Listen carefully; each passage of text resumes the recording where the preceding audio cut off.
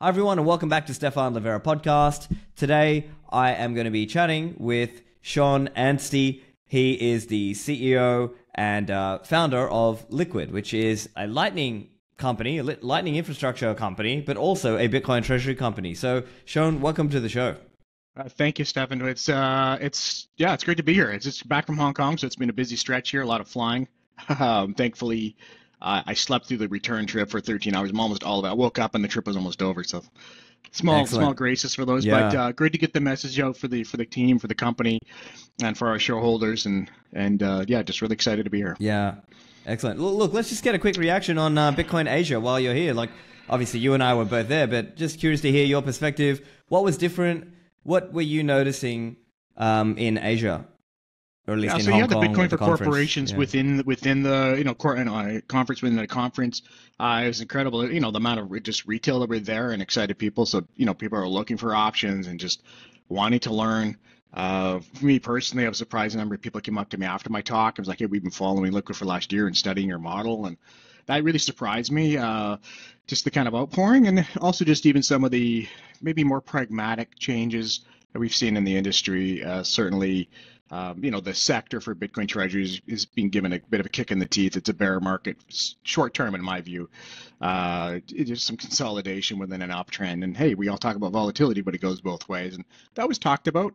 So I actually found that kind of refreshing. And I thought there was, Matt Cole from Strive, he had a really interesting talk there about, how some companies just, they shouldn't take on certain debt things, and they have. And depending on what it is, I think we're really talking about some of the smaller junior companies, not necessarily the meta planets, the MicroStrategies that have broken through. But we can get into that more as we go along here. But it was an exciting time to be there.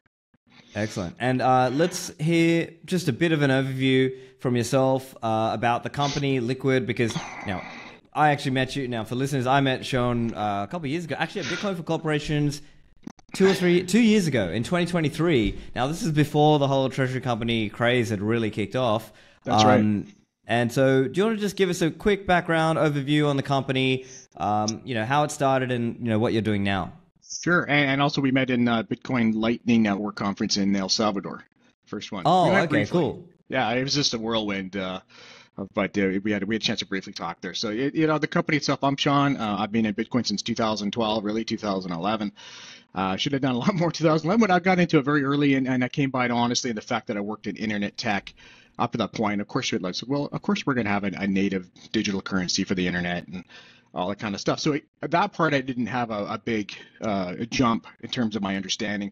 Afterwards, you go down the finance rabbit hole and what is money and all these things, and you become a bit of a philosopher, and it's its own thing. But so I've been in the space a long time. My other company, it's Big Digital Assets. It owns Canada's second largest exchange, and it is fully regulated, fully licensed. We've worked with compliance. We've done a lot of hard work in the industry about breaking the barriers down to getting things listed and being fully regulated to open that part of the market. And in late 2019, I kept a close eye on Lightning Network. I've always felt it's going to be the payment layer of the internet itself, and I just go back to my old philosophies and my upbringing in tech. And certainly it's one of those things. So we started that, and in 2019, I started that 2019, and then we just kept building out, and then we leveraged the success we had in the public markets. And by June 2021, we were able to leverage the Canadian junior markets and go public again and raise a chunk of money, buy Bitcoin. And the model has never changed. So we had an offering, a prospectus, which was like, hey, we're an infrastructure company. We buy Bitcoin. We put it to work. And that came in very handy recently because as we raised our last round, the questions came up from the Securities Commission. Are you a change of business? Are you an actual investment fund? Or are you, what are you? Well, we just pointed to our perspective from 4 years ago. We're doing exactly the same thing. We haven't changed a dime. And so we got our letter, and it halted our financing for 24 hours, and it was cleared up pretty quickly. And so we just, stick to what we're doing. So we're big believers in Lightning, and we really look at it from the technology standpoint of, how do you build out the internet and everything that we do here. And I like to talk about this, like everything that's going on with Bitcoin and Lightning and all these things, just a continuation of the revolution of the internet. This is just the next big, massive phase of the internet. And yes, money is being changed and the world of finance being changed, The internet's just, it's come along and it's done that. And I've always gone back to the philosophy that Bitcoin is a trust protocol first and foremost. Money is its first use case, and it extends the very plumbing of the OSI stack, the plumbing of the internet, the 8th layer, by adding the trust protocol that extends the capabilities of the internet itself. And when you look at that from that perspective, you start to understand its deep value beyond just, hey, if enough people believe or there's adoption. That's all interesting and all, and there's a place for that. But just simply on a technical level, I go back to my history. Here I am, 53, working in internet tech since mid-1999. Internet's worth $200 billion. I remember laughing. I'm like, and you were telling everybody then how it's going to change the world. And nobody, why would I want to use email? Why would I shop online? The internet will never scale. You'll never do video. You'll never do voice. You're never going to stream music. You're going to, blah, blah, blah, all the nonsense. Your bank accounts get taken away because you had a .com in your name, and regulators were trying to shut it down or figure out what to do with it because they couldn't understand it, and because tech always outpaces regulators. Fast forward in 2010, the internet's worth $20 trillion, and then what's the internet worth today? That's 7 layers of layer 1s, the Wi-Fi, layer 7 of websites, all the other layers that were built over 40 years that came together to make the internet that we're literally using this second. What's that worth? I don't know. I wouldn't. A quadrillion dollars society runs on it, right? But there was a time we put a price on it. And when you start to understand that Bitcoin extends that very plumbing for the digital age, and it will be leveraged for AI and robotics and payments and this massive, we think it's 2.7 trillion. I mean, come on, we're going to be 20 trillion before you know it, and 200 trillion before you know it, and it will happen faster than we think because time is compressed. And so, Yeah. Okay. So let's dive into the company a little. So as I, let's say the most recent, let's say Treasury company hype of the last, I don't know, year or so, something like this, maybe 9 months. I knew you guys as more like a Lightning, LSP, right? From Lightning context. Right. So can you just walk us through a little bit about that transition? I guess, and actually, you know what? Let's just give some of the high level stats just from looking online. You tell me if I'm getting this wrong or anything. As we speak today, it's the 2nd of September, 2025. Right. The price of the company per share is $1.60 in Canadian. I believe the market cap is about 44 million, and you currently hold about 239 BTC. So can you just walk us through a little bit about kind of that transition from like being more, I guess, I knew you as a Lightning company, and now it's kind of become like a Lightning company and also a Treasury company. Absolutely. And so, as the CEO, I have to say we're tragically undervalued because that's what we always say. Although I believe we're tragically undervalued, and that's in Canadian dollars. So the market, market's getting irrational for a while, and everybody freaks out, and companies short things. Who knows? It'll do what it will do. We're just going to stay focused on what we do. But certainly, just for those who don't know what the Lightning Network is, the Lightning Network is Bitcoin's layer 2. In other words, a really fast payment infrastructure that can handle millions upon millions of transactions per second in this peer-to-peer type network that allows for micropayments or all kinds of stuff in Bitcoin, and it rides on top of Bitcoin's ultra-secure layer 1. And we operate infrastructure within that to have nodes and channels. A node is just a server somewhere in the world running the open source Lightning Network software, and we establish payment channels with other node operators. But here's the catch. Why are we a Treasury company? You must have Bitcoin to open those payment channels. It is the marker that is required. You cannot do it without it. It is a technical requirement. So for us, it was always about stacking Bitcoin. And even when we went through the FTX meltdown and all those things that happened there, our number one goal was to protect our Bitcoin as best we could. And we really had to slug it out during that time there, because we knew that we felt strongly that Bitcoin was going to continue to do its thing, and would reinflate our balance sheet and bring our market cap back up to something there. Now, so that's kind of the Lightning Network in itself. And for us, we help route transactions across that network. And so we have 20 nodes all over the world, Hong Kong, Indonesia, 2 in Japan, 1 in Canada, and thousands of channels. And so the network itself will look for, fastest path, cheapest path, most reliable path, the only path. And we happen to have an amazing reach across that. So we started off with that, and we've always said, look, in many ways, we are simply a Treasury company. I mean, let's just imagine if somehow we managed to mess our entire company up by making bad decisions, which we fight hard to against nature and to do the right thing. But ultimately, you still have Bitcoin in your balance sheet. And so this is an asset that continues to motor forward. So we've been a treasury company from day one. It became a hot topic, and we slightly changed our message to say, we're a Bitcoin Lightning treasury company. And so, if people want to take a position in our company, you get exposure to our balance sheet of Bitcoin, which we're looking to continue to expand and grow. And we deploy that in a Lightning network. And as we announced recently, we've been earning some yield, and we've been focused on the yield aspect of it. Gotcha. So just one thing before we get into Lightning and the treasury company side of things, can you just I guess outline for us? Do you have like some of those coins in the Lightning network nodes because versus some of that in cold storage? Because obviously there's very different security properties of those things, 100%. And so people will have a different view on that. So can you just explain the split there of the 239 BTC? What's like just cold storage and what is actually, let's say, the private keys are hot on a Lightning node somewhere? Absolutely. Probably about 70 Bitcoin on Lightning right now, and the rest remains in Bitcoin cold storage.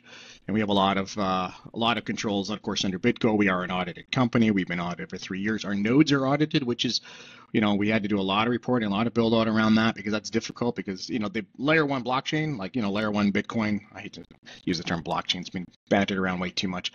But ultimately, the auditors get out of that. Straightforward. And but then we put a lot of reporting on how do you audit and show you have control of your nodes and all the other stuff that happens to get an audit. And so within those nodes themselves, we have a lot of security controls and two-factor authentications that happen to even just access certain things and along the network. I won't get into all the security aspects just for, there's no reason to have that in public, but ultimately we do take that very seriously. But the software itself, the Lightning software, it's been out there for a month. There's quite a bit on it. In terms of like the network itself, there's quite a bit that's roaming around in terms of Bitcoin that's on the nodes, not just ours, but on the network. And there's a lot of eyeballs on the open source software. So we're fairly confident on that. We have a tight feedback loop with the engineers in the space, and we keep an eye on it. And we do our best to minimize any attack plane. And then that's all you really can do. Yeah, and look, so yeah, certainly. Let's try to, I think just because I'm guessing probably there'll be listeners who are new and they're kind of more focused on the treasury company side of things. So let's keep it there for now, and then we'll get into the technical Lightning stuff afterwards. So let's start on the treasury company side of things. Can you explain for us, like, the strategies there? Like, are you looking at equity ATM? Would you consider debt and convertible notes? What's your kind of Bitcoin accumulation strategy?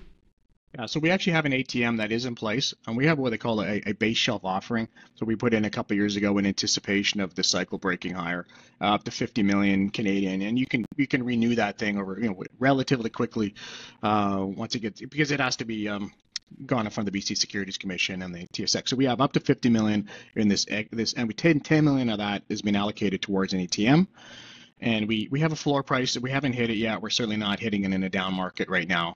And so currently the company has no debt. We have had offers of convertibles and different loan structures that we just looked at and said, this is just going to be an anchor around our neck. We don't need the capital to second, or yes, we want Bitcoin as fast as we can, but we won't take it at a cost to potentially damage the company in the future. I've put a lot of my own money and tremendous time in for years. We have great shareholders. UTXO has been backing us as well, and so we're going to continue just to use the equity model for now until the debt models become more appropriately priced.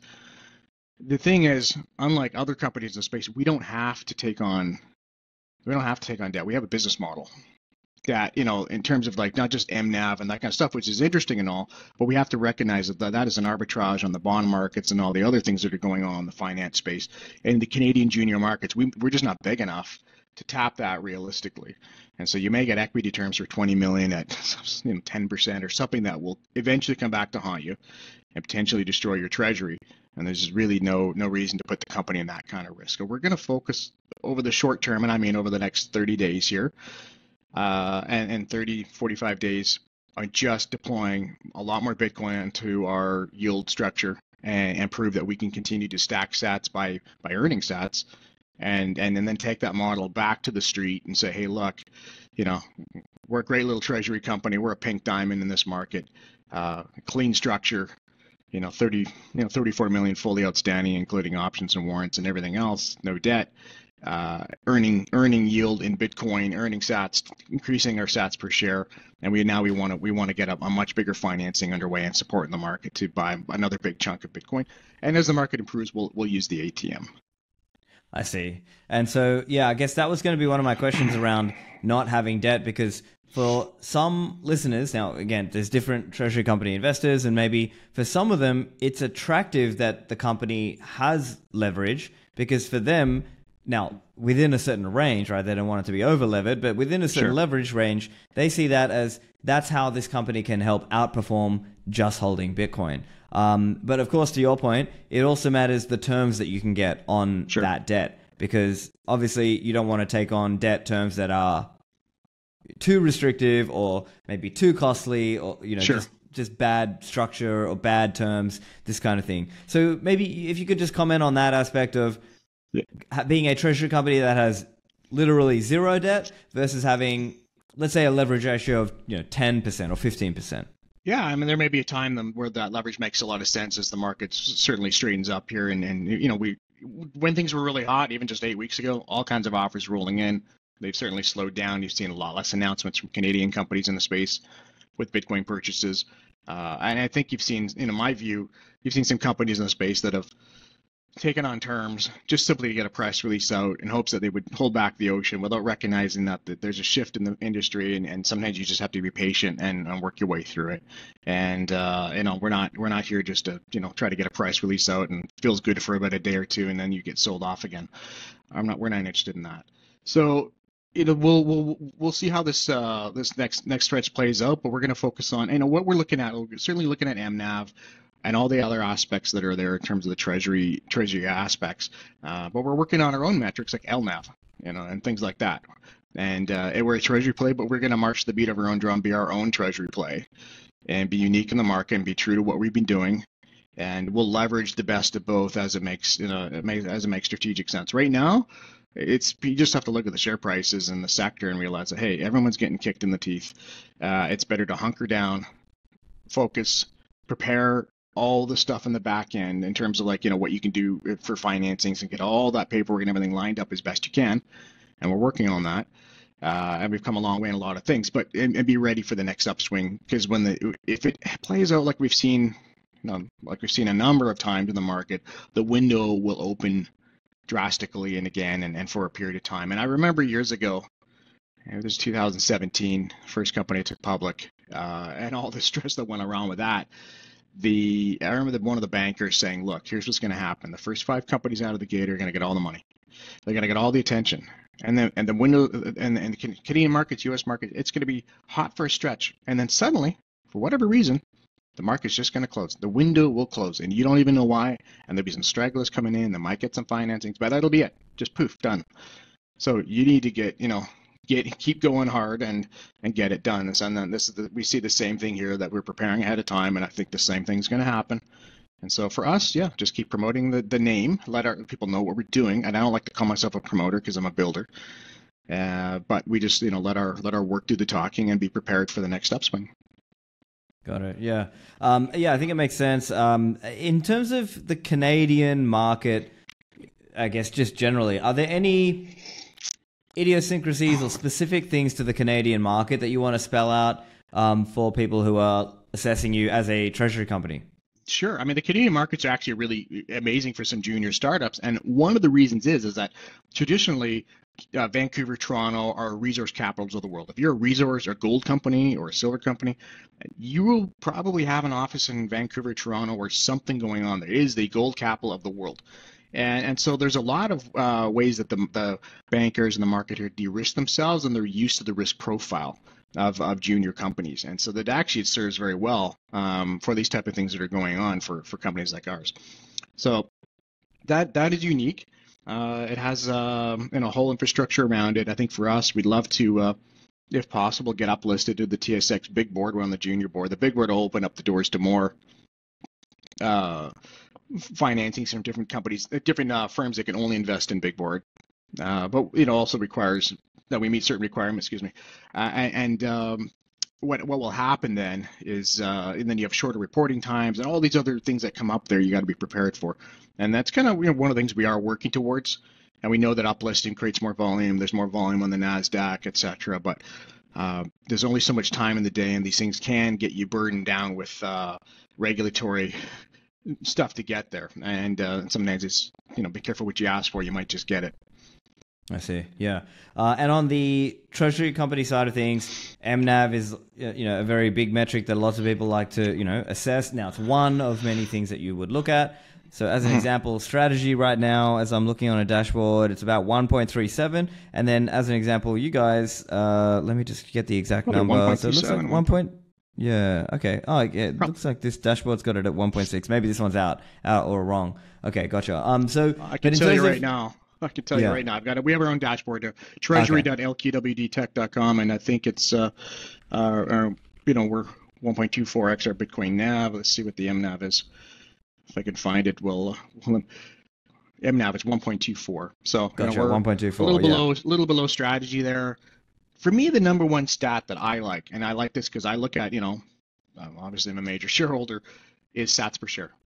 Yeah. That's all I want to know. Sats per share and how much, if the company was liquidated tomorrow, how much Bitcoin would I get? That's like the brass tacks, the most hard look at everything you could get down to. I'm not suggesting we're doing that. That's not what I'm saying.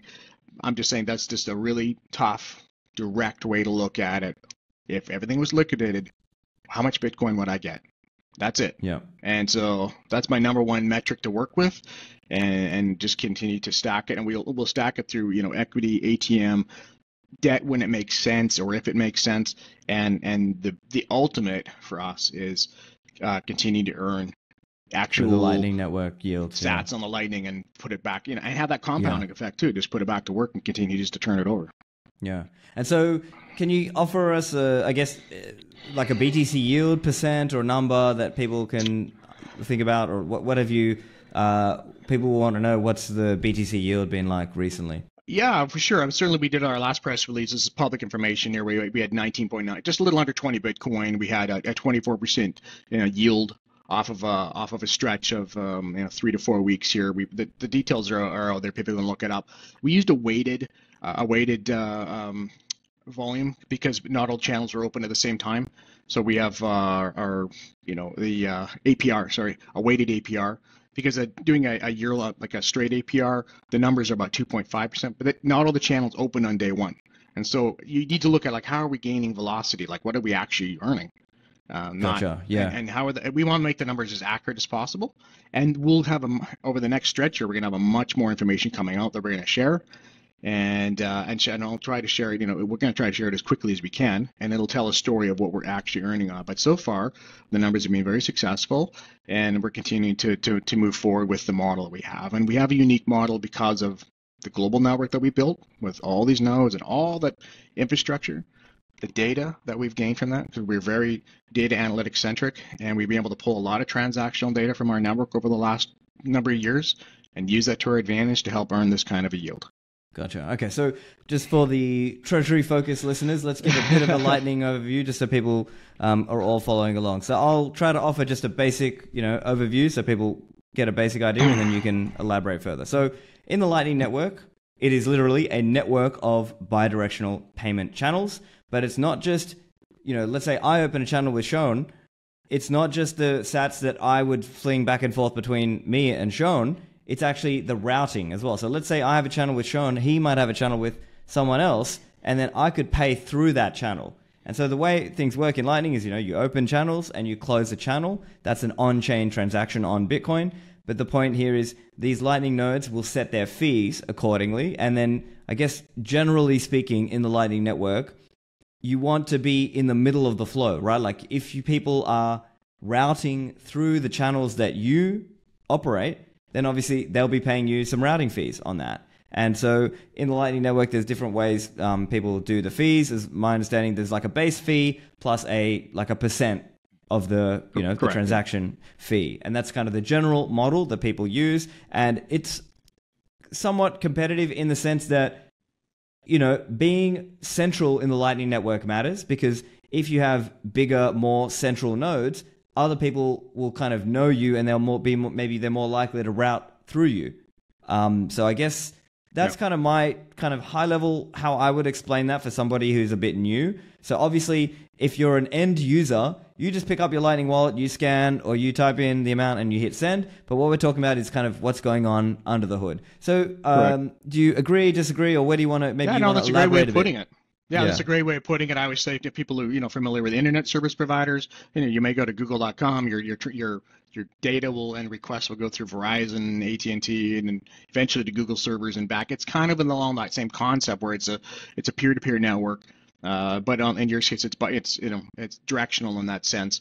And you're right, you want to be in the middle of the money flow. So for us, it's like we don't actually have any end customers. We don't onboard anybody. We are an infrastructure company. We connect everybody behind the scenes, and we earn sats for doing that. And so we're just going to continue to stay focused on that. But it is, one of the things that always interests me about Lightning Network is Lightning Network, in my view, it is the payment layer of the internet itself that we wanted it to do in the 90s and didn't exist. It's a true open source payment layer that can scale at the level of the internet, that is not controlled by any third party, not Google, not Microsoft, nobody in the way, and anybody can join it, anybody can use it, anybody can build off of it. There's absolutely no restrictions. If that sounds familiar, that's because that is the internet. And there's already standards built into the internet waiting for a payment network. 402 payment required. We all seen 404 payment, web, page not found. Those standards are built in the late 80s and the 90s, and they're built into every web server and every web browser and all that kind of stuff. And it's just been waiting for something here, the true payment layer of the internet that can just have unlimited scaling. And I've always thought is extremely exciting that we don't talk about a lot is we talk about people paying people. But ultimately, it'll be machines paying machines, and they're going to use microtransactions to do it. And they use it for authentication, they use it for validation, they use it for straight payments. All kinds of things are going to happen in the world of AI and robotics, and it'll happen way quicker than we realize. And I always tell people the same story. I remember Yahoo put engineers on a plane, flew them to Japan, and they gave them hard drives to rebuild their data on the other side. Nowadays, right? Yeah. You wouldn't even think about that, right? So but then you couldn't send it over the wire. It just wasn't there. Yeah. And so now time is super compressed, and these things are happening faster. And I can't remember, I heard this years ago, but you just remember, tech, when it hits that kind of 15-year mark, it's like it's always been there. Can you think of a time when you didn't have an iPhone or an Android? Yeah, it's you got to go back a while for that. Right, it gets past 15 years. It's like it's always been there, and you're at that point for Bitcoin. It's like, hey, yeah, it's almost like, hey, it's always been there for a lot of people. It's a thing, and so that's an interesting aspect when tech hits that level, where it's survived all of its different iterations and things there, and suddenly hits the 15-year level. Yeah. It is the sound of inevitability, because Bitcoin is a technical breakthrough and a computer science breakthrough and a discovery, and really it's something special. But now you're starting to see it. And one thing on the Lightning Network I want to talk about is you brought up here, like, end users just use it. And so what has happened in the last year is you have so the next phase of the tech with Lightning Network, won't get into too many details, but effectively it works like magic. You don't need to know anything about it. You don't even know how to open channels or all the complications. You don't even have to have anything. You just, I want to send sats to you. And you can do, sure, I want to send $20 in sats to Stephan. And it just happens behind the scenes with channels and time and all the technical reasons. But as an end user, it just works. And it works like magic. And that is when you start to see that curve and the adoption take off here, because it's easy to use. Yeah. So look, we should chat. I think the Treasury listeners might be interested to understand a bit about this yield. So there's a few things we've got to kind of discuss, because there's the yield, and then there's also the cost of operating and the cost of, those aspects of it. So from the tweet, I think I saw it says deploying 19.75 BTC from Treasury over 24 days to achieve about 24% annualized yield through routing fees, right? So as we explained earlier, when you're on the Lightning Network, you pay fees to access that, or either you or the service provider who you are using, they are paying fees. Sure. And so can you explain for us a little bit about that yield, and do you expect that to be sustainable even as you grow the Bitcoin number of sats that you've put into the nodes to do this yield initiative? Absolutely. So cost to running the network, it's really just the build out cost, because it's unlike Bitcoin mining where we have this massive infrastructure. We're running servers. And so we have data centers all over the world. There's a cost to maintain that and host that, but it's relative compared to, say, a major Bitcoin miner where you've got to upgrade gear every 3-4 years. You have massive electrical costs. We don't have that. But with that said, it's all about the build out, the reporting around it, all the automation, and how do you run a for us 20 plus nodes, how do you run that as a global network with large levels of, basically try to have fully automated systems that are self-learning and adapt accordingly. And so that's been what we've been building out to do that and do it intelligently. Just on that, would you say, let's say, and obviously you don't have to disclose everything, but I'm just saying, is that like part of the quote unquote secret sauce of like knowing where to open channels? Is that kind of a secret sauce thing that's like part of the technical knowledge? Or are you saying here it's more like Liquid has business partnerships with, I don't know, Lightning wallets and exchanges, like that side of things? We do have, we're integrated with Lightning, some Lightning wallets, etc. But ultimately, yes, the secret sauce is the global network. We've taken all kinds of data that we have here, and we actually have our own version of a sort of Google bot where, it'll, in the sense that it'll look out there and scan the network and see if there's a node operator that meets the requirements. Maybe it's a new node, but it's been up for a period of time. It has a certain amount of channels, and we'll automatically open a channel with it. And we'll do that because it makes sense. And we have our super node in Canada, and we're looking to deploy more super nodes across other key areas on the network and continue to support it. So we also want to make sure that's geo specific. So if there's a node operator in Indonesia, our Indonesian node will actually automatically open a channel, make sure that we have the best connectivity that we can possibly get at any time, and support the network as aggressively as we can here, and capture that market share. And so, gotcha.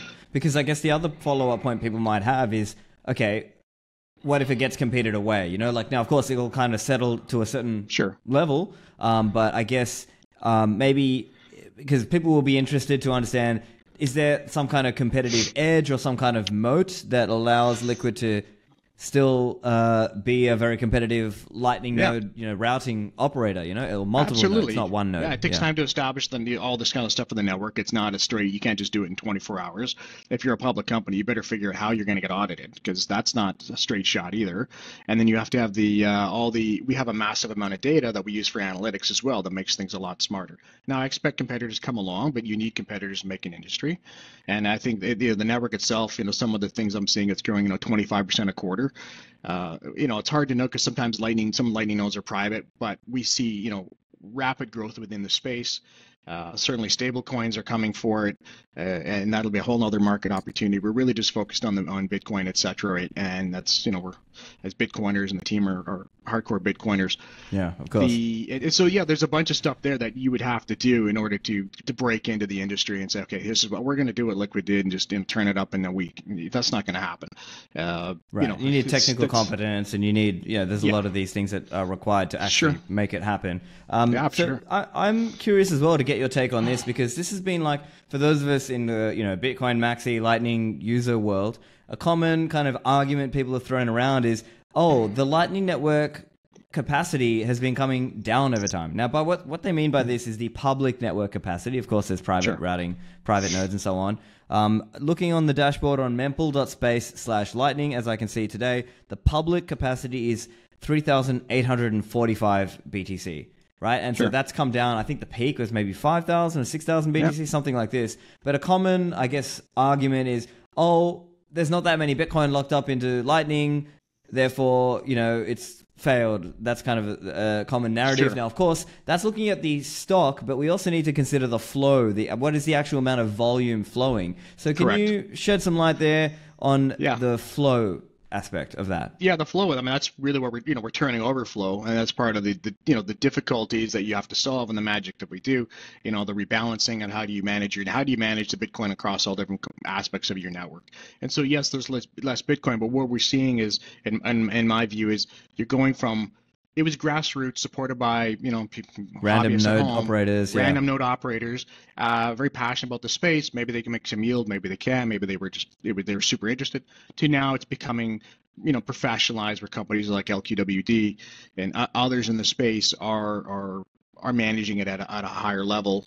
In terms of what the capacity, and they have the resources to do so. So I think you're seeing the professionalization of the network. It's getting a lot more mature. The code itself, and then the stability of all that stuff. Years ago, 30% of the transactions would work, most would fail. It was very Right. experimental. Now it's majority 99.9, unless there's edge cases that just go through no problem. You don't even know you're using it, and that just continues to get stronger and stronger as we cross that we've crossed that bridge. Yeah, I think it's so we have seen that's maybe the surprising thing, that, let's say, outsiders to this industry, they don't realize that there's actually been a huge growth in the actual flow number, because many of them are looking at this stock number and thinking, oh, what, it's going down, must be failing. No, it's actually, you could argue it's actually becoming more efficient, right? It's more efficient use of that, of smaller amount of capital to actually route these payments. And sure. As you know, and I think you mentioned this to me in Hong Kong, people were kind of surprised by when Miles from Block, aka the company behind Cash App, came out and said, we've been routing all this money, and we made all this yield on it. And it's, I guess, Lightning insiders would know, he's correct, but outsiders didn't really know that.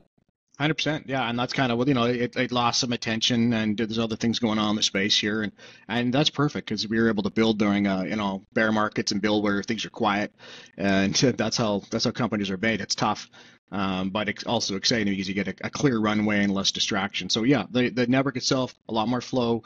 We're seeing a lot more integrations, a lot more adoptions, and the groundwork is laid for the next thing. Which will be other assets will go across it through Taproot Digital Assets, whether you're a Bitcoin maxi or not. I'm not here to argue that. I'm just pragmatic, saying there will be other things that will go across it. It is an open payment network. And just like, Bitcoin and Lightning, it is a morally agnostic trust protocol that doesn't care who you are, what you do. It just works. Anyone can use it, just like the internet, whether you are a good person, bad person, or indifferent, it doesn't care. And that's where you're going to see this as, continued adoption here of Lightning for used in ways. In my prediction, I've said this to Visa, you will use the Lightning network someday, whether you like it or not. It is the sound of inevitability, because it is the internet. And it reminded me of a time when back in the the mid 90s, where I remember we had the R3 stuff for blockchain. I think that came up a few years ago. But ultimately, back in the mid 90s, the banks were like, we really like the idea of the internet, but it scares us because it's full of hackers. The private internet idea. It's terrible. Yeah. So we're going to go private internet, and we're going to have blackjack and drinks, and it's going to be awesome. And they'll spend all kinds of money interconnecting banks. And of course, nobody could get along or understand it. And that failed. And inevitably, that TCP/IP thing, that internet thing, seems to be quite interesting. And because it is a morally agnostic network that just opens the doors to anybody. You don't have to onboard anybody to your private network. You're onboarded in open source. And the same thing with Lightning, where it's just, and that's what we're seeing here. And we want to continue to see that, and we'll keep a close eye on it. And for us, we're just going to work to get, more Bitcoin coming up here as we want to get to our 1,000 mark and beyond, and make sure we have as much of it deployed as possible. And we're going to be very curious what's going to happen over the next 30, 60 days here as we continue to pour more Bitcoin onto our nodes, and continue to see what the yields look like. And we'll be very transparent about it, of course, as a public company. And we'll share the information and tell people where we're at and what we're earning and how it's working. So far, so good. And we're very excited for what we're seeing. But we're going to come back. We're going to use our data-driven approach that's got us here to continue to get us to the next step.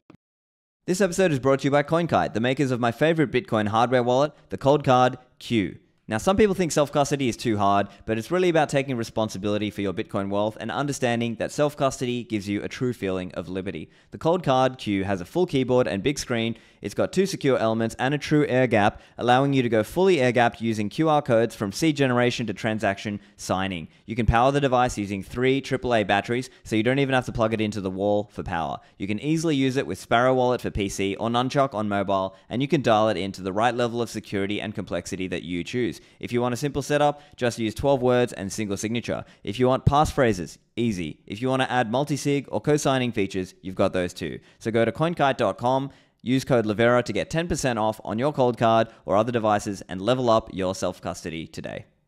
So I guess probably a big question for a lot of people, whether they're on the Treasury investor side of things or the Lightning nerd side of things, as your stat says, 19.75 BTC over 24 days to achieve 24% annualized yield. I mean, these are some pretty big numbers, and I think the question mark from a lot of people will be, okay, it's one thing to do that with, let's say, 20 BTC, but could you do that with 200 or 1,000 BTC? What are your thoughts there? Or do you think that number comes down instead of 24% yield? Is it, I don't know, 15%? Is it 10%? I don't know. Yeah, What I do don't you know. think? Well, it really depends because that's a weighted APR because we didn't open all the channels at the same time, but we needed to get a metric that let us understand the velocity, like how that's our velocity, our torque, how quickly we're opening channels and how quickly we're earning yield on and how quickly we can deploy, all that kind of stuff. That gets down to our LNAV, as we call it internally. And really, so I do think there's a lot more capacity in there. So far, it looks like that we can deploy quite a bit more. But I don't want to give any forward-looking statements to the market as a public company. We will see over the next 30, 60 days here, and we will report back as quickly as we can to our shareholders of what we've done and how it's working, what you've done, what's possible, and just be in the world of reality. But at the same time, like as a treasury company, we're a unique treasury company. Like you get access to, you get tied to the price of Bitcoin. It underpins our balance sheet, and you get also the potential upside of Lightning, which, in my view, and of course I have a very biased view, but I think it's very undervalued and very underrated, and there will come a time, and we potentially seeing it play out now, where that starts to actually be, reflect on our share price and everything else that's going for. Now, that said, we're in a consolidation phase in the sector. It's one of these things I always like, you're holding back the ocean. It doesn't matter what you do sometimes. Everybody was racing to get news out to support their stock, and that just never works. The sector is just taking its beating, and you just got to work your way through it. And you can't hold back the ocean, so you got to be tactically smart here and just be, have some thick skin and get through it. So. But it is interesting then that having this Lightning-based operational business is actually allowing you to yield even if you are in a quote-unquote bear market, because what matters here is actually the flow, right? Like we were talking about. Correct. If there's enough Lightning flow, and of course, assuming LQWD nodes are in the middle of it and earning some routing fees, then you're earning yield in the bear market. So that's actually an interesting kind of point. So I'm curious your thought there on, are we seeing like a secular growth in the flows, or is it kind of correlated with bull and bear markets? No, I think we're seeing a secular growth in the actual flows itself. I think it's much more structural. I think it really started with the technical stuff that's hitting its inflection point, as we talked about, and we're seeing more structural stuff happen here, which is actually why I'm excited about it. It's not sort of reliant upon bull or bear, number go up, number go up kind of thing. It's just there's a structural change here, and that's what I want to keep a close eye on to see how quickly that part is growing. And how correct we are or incorrect, but ultimately we feel we are correct, and take it from there. So for us, like you said, we grow our sats per share. About every 35 million sats we earn, our sats per share goes up by 1, and we want to have that go up as quickly as possible with the sats per share, and grow that. And then between using the traditional the mNAV, it's traditional mNAV. It's this treasury model, raising capital, buying Bitcoin, potential debt to buy Bitcoin. We would be interested in the debt, provided that our yield on the network outpaced what we would have to potentially pay back. But in the meantime, that's not on the table, because that's not reality. The terms that are coming in are unacceptable, and we wouldn't do that. But we're just going to focus on what we can control, and that's exciting space here. And I think this is a chance for things to break out. So, in terms of Lightning and everything else, and we hope that other companies will come along. We intend to remain a market leader and have the brand that people recognize and trust, and that's one of the reasons we're leveraging the public markets to do so.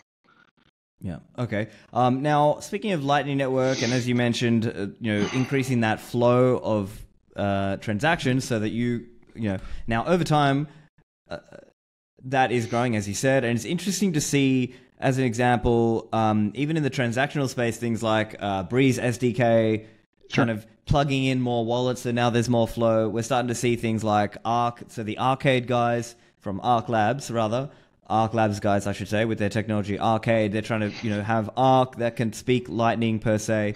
So that it sort of spells out to me that Lightning is starting to get a bit of it's starting to become seen as the way that various L2s speak, right? Whether they're not just Lightning, but Arc or Spark or even the eCash or Liquid.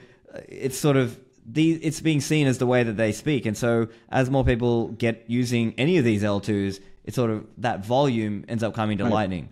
It's a great way of putting it, and it's something I don't talk enough about, and I think I probably will after you bringing up that point. So I'm definitely gonna borrow that for future discussions. But you are correct, and certainly it's like a unified layer for all these, everyone, all these different L2s speaking together and running across Lightning. And so yeah, as they grow, we grow, and that's the one thing we'd like to talk about. As an infrastructure provider, we grow with the growth of Bitcoin because that affects treasuries, affects our ability to raise capital and all those things. And we grow with the growth of Lightning, which is, some of the stats are it's growing 25% a quarter and probably beyond, and hyper accelerating. And certainly on the other L2s and like ARC, all these things you talked about there, just using it as well as a unified layer, just continues to accelerate what's going on. And so our job is just to, be in the middle of the money flow and help support the network for a lot of reasons. One, we want to make money for our shoulders. We want to establish our spot. We're also hardcore Bitcoiners, and we believe in what it can do for around the world. You get very few opportunities in your life to leave an impact for something that will truly change how the world will work. I've been fortunate in my career to be able to work on internet stuff, which was all about freedom and democratic voices and learning and knowledge and ultimately e-commerce. And it was used in ways that we didn't even see in the beginning. We knew it would come. And it was interesting because I remember back in that time there where if you put an ad on your website, the community would call you out. You were worse than Hitler. You would betrayed the cause. And I was like, look, the internet will be used in ways that you don't necessarily agree with, but it is an open network and it'll be analyzed. It'll be used in things that you like, things you don't like, but it will change the world for the better ultimately. And so you just have to get out of here. Same thing with Bitcoin. Some people will use it in ways we don't agree with. They may and ultimately I guess hate to say the free markets, but the markets will figure it out and it'll just march along and do its thing, and it'll be used in ways we haven't even seen yet. And thanks for Lightning, we have things like streaming money coming down the line. We have machine-to-machine payments. We have all kinds of things that we can't even imagine yet. They'll just be leveraging the current strength for the next strength and taking that forward. Yeah. Now, one other area, we touched on this earlier, Taproot assets as an example. So I guess I'll just offer a very quick the idea is the Lightning Labs guys came out with their protocol, and Tether, I think as of January or so this year, Paolo from Tether announced that basically Tether would be coming to Taproot assets. So this is one example. Obviously, the largest stablecoin in the world is now available on Taproot assets. And so what we're going to see is various wallets that will start speaking to each other, even if the sender or the receiver don't necessarily care about Bitcoin BTC. They may be interested in earning, let's say, Tether in this example, or paying with Tether. And it could be like different assets on either side of that exchange. So let's say the merchant, he wants to earn something else, or some other coin or some other stable coin. And this is one example. Now I know also there's RGB, which is another smart contract and asset protocol. But I guess the point here is Taproot assets represents another thing that may bring in people who are not necessarily Bitcoiners, right? These may be people who want the stablecoin aspect of it. So what do you think that will do in terms of driving volume? Do you have any thoughts on that, or where is that Definitely. so far? Yeah, we've done some preliminary work on it. In Canada, Tether is still classified as a security where USDC is not. There's some weird things going on there. I recently wrote a paper called the Maple Act, which was put in front of the Shadow Finance Minister and stuff like that, to try to move these things along and give our view on how it can unfold. But it is potentially a $30 trillion market, and even if you're a Bitcoin maxi, somebody using a stable coin off of a wallet, it's going to expose them to the whole digital asset space and the comfortability of using it will just enhance Bitcoin's reputation. But the US dollar is not going to go away tomorrow, and Bitcoin's not a threat to it per se. It's bad policy, which is which is really the threat to any of these fiat currencies. But ultimately, hopefully we'll see the US dollar continue to be backed by Bitcoin, but it will traverse the Lightning Network. We think it's a huge opportunity. There's a lot of money to be made there. It will have last mile reach. I've never understood why the Elizabeth Warrens of the world and stuff could never wrap their minds around the fact that if you allow stable coins like Tether, who have to buy unbelievable amounts of U.S. treasuries and continue to back the U.S. government, and has last mile reach to every single person in the planet, direct to consumer, that's very powerful for the United States. But they couldn't get out of their own way. for whatever banking arrangements who were backing their elections, or who, I don't know what was going on behind the scenes there, but they simply just could not get themselves out of the way of understanding this is very powerful for whatever nation can leverage it, and certainly the US dollar will be the driving factor across that. But Bitcoin will, still a marker going across there. People are going to get a lot of exposure to it. It's going to continue to be that hard asset that people want. And it's, if you're, we talk about volatility in Bitcoin, and because we're here in North America or Dubai, we have relatively stable currencies, even though it's melting away. But if you're in other parts of the world, what do you want? Do you want to have Lebanese dollars? Do you want to have Bitcoin? And we forget that about our little bubble, that a lot of the world is just that there's high corruption. The money is highly corrupt. The governments are highly corrupt. And this is one of the things I talked about in my book called Trust and the Rise of Bitcoin. Really, it's just about intellectual imperialism, corruption, and the rise of Bitcoin, where we have these nations that are mired in corruption for as long as I can remember. And what do we do as nations there? Well, we strip mine their intellectual capacity by bringing them over to Canada and North America, by offering them a better way of life, because it's less corrupt here. You can get ahead. You don't have to play the game. And so we're all excited that we give these people opportunity, but we forget, and sometimes we've taken their best and their brightest. We've taken their doctors, taken their lawyers, taken their leaders, and they're just mired in systems that are broken forever. They have broken money and broken governance. Now, my hope is with Bitcoin and these and all the trust that can come out of this thing, that over the course of a couple of generations, you're going to see their money system will be solidified. Their government will have transparency. Why do we send the United Nations into a war-torn area? Because when people have visibility, you're less likely to have war crimes. If you have Bitcoin in these nations, you're less likely to have corruption. If you can move them up the corruption index, Finland being at score 92, Somalia with 8, dead last, and everything in between, you can have an entire generation, an entire population with a better chance at being successful in life. And so this is the hope for Bitcoin, is fix the money, fix the world, but also reduce corruption, allow for trust to happen there in the digital age. And as the internet still continues to roll out, it doesn't have a higher 100% penetration around the world yet, far from it, we're going to see a chance for these countries to do a lot better. And Lightning will be a big component of that. And it's morally agnostic, and anyone can use it. And that's one of the hopes of, if that's what I get to leave behind, and we as a team get to leave behind, and we can look back, that would be amazing. And so we'll work to see that happen, but that's kind of where we see these things going. I don't know when I went off at a tangent there, but that was on my mind of the last few days here. Yeah, right. I think many Bitcoiners and Bitcoin maxis kind of see it in somewhat of a similar way, that Sure. Bitcoin fixes this. So we think a lot of these social and cultural issues and economic issues of the day will be enhanced with Bitcoin. At least maybe it's not going to fix every little thing, but so be it. I guess zooming out with treasury companies, I guess one other question I was thinking about is, some of the treasury companies haven't really been, quote unquote, rewarded with a big mNAV premium. No.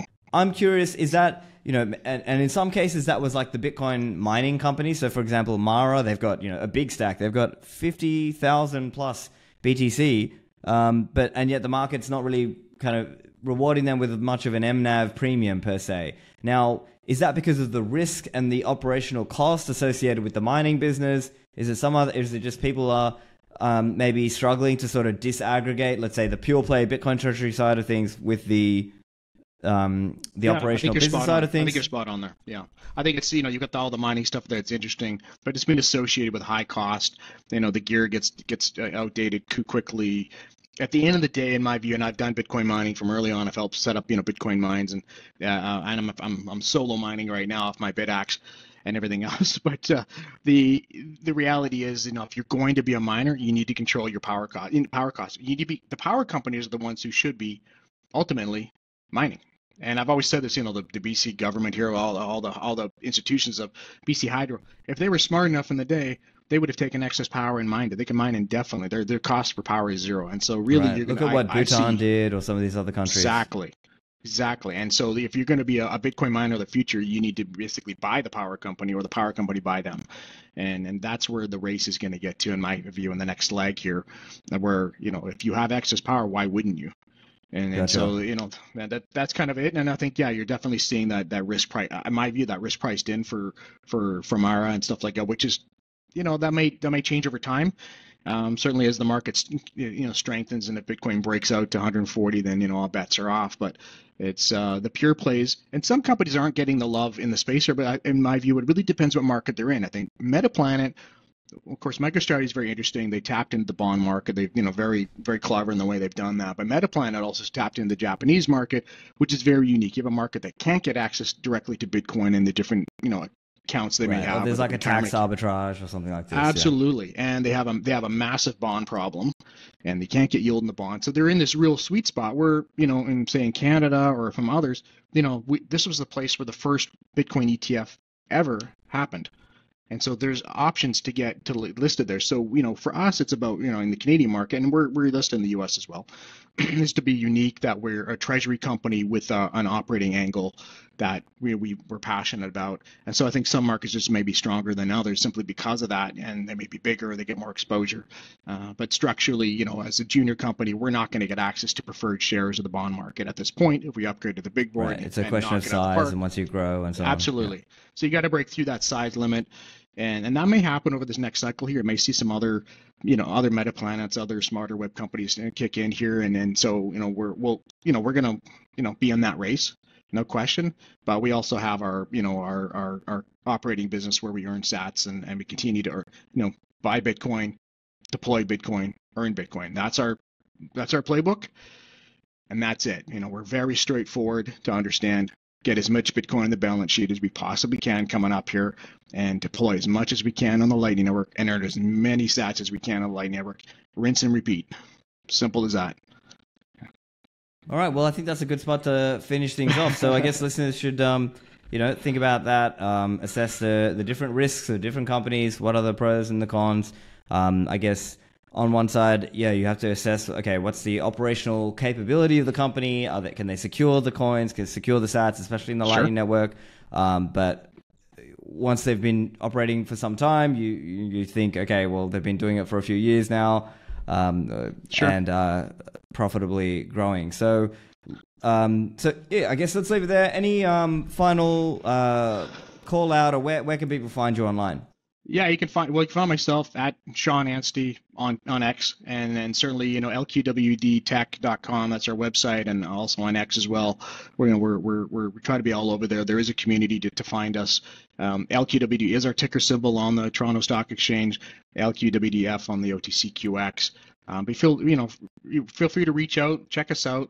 I'd like to think you'll like what you see here. We're very unique. We're very transparent as a public company, but we're very upfront about what we're doing and how we're doing it. And we haven't veered off into some other chasing the next shiny thing here. We are Bitcoiners. We've been in Bitcoin for a long time. We believe heavily in the space. We're technically competent. As you mentioned, Lightning Network, sure. There's, we secure coins there. There's what I like about Lightning is you earn yield. There's no counterparty risk. We don't give up our keys. We're not dealing with a Celsius where we're earning that. There's technology risk as technology moves forward here, potential, things that we may not know, although it's been out there for quite some time. So that there's a lot of maturity in that. But there's certainly the potential for technology risk. But we have controls in place to minimize all of that. But certainly we're very excited where we're going. Stay tuned to what we're doing over the next 30, 60 days here. We are aggressively deploying more Bitcoin here to see just ramping up our yield and sats. We call it Project Yes. Why? Yield and sats. I don't know if that was a clever name or not, but it's just an internal name. And we're working on some of our other metrics like LNAV and marrying it with the mNAV and everything else that we're doing here. So we're going to continue to work on our model of creating this unique Bitcoin Lightning Treasury company that combines mNAV and LNAV and the things that we're doing here to be, very specific in what we do here. And, if you should check us out. And if you have questions, feel free to reach out. Excellent. Well, thank you for joining me. Thank you, Stephan. I appreciate you having me here.